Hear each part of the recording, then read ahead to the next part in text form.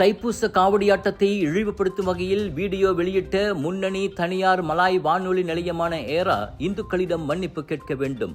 அந்த முட்டாள்தனமான மற்றும் அவமதிப்பான வீடியோ மலேசிய இந்துக்களின் மனதை பெரிதும் காயப்படுத்தியுள்ளதாக மாயிகா தேசிய துணைத் தலைவர் டத்துஸ்ரீ எம் சரவணன் சாடினார்.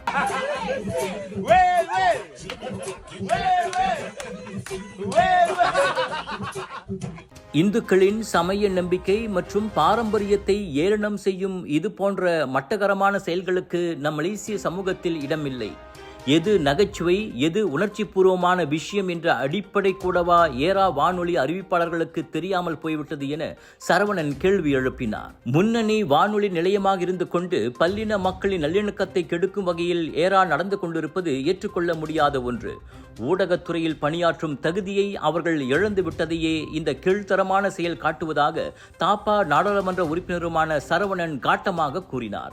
எனவே ஏரா வானொலி மீது அரசாங்கம் உடனடியாக நடவடிக்கை எடுக்க வேண்டும் என தொடர்புத்துறை அமைச்சர் பாமி பாட்சிலை சரவணன் கேட்டுக்கொண்டார். அதே சமயம் வானொலி நிர்வாகம் இந்துக்களிடமும் மலேசியர்களிடமும் பகிரங்க மன்னிப்பு கேட்க வேண்டும். சம்பந்தப்பட்டவர்களும் அதற்கான தண்டனையை அனுபவிக்க வேண்டும் என இன்று வெளியிட்ட அறிக்கையில் சரவணன் கூறினார். இந்துக்கள் காவடியாட்டத்தின் போது உச்சரிக்கும் வேல் வேல் என்ற ஸ்லோகத்தை இழிவுபடுத்தும் வகையில் ஏரா வானொலி அறிவிப்பாளர்கள் நடந்து கொண்ட வீடியோ முன்னதாக வைரலாகி பெரும் சலசலப்பை ஏற்படுத்தியது.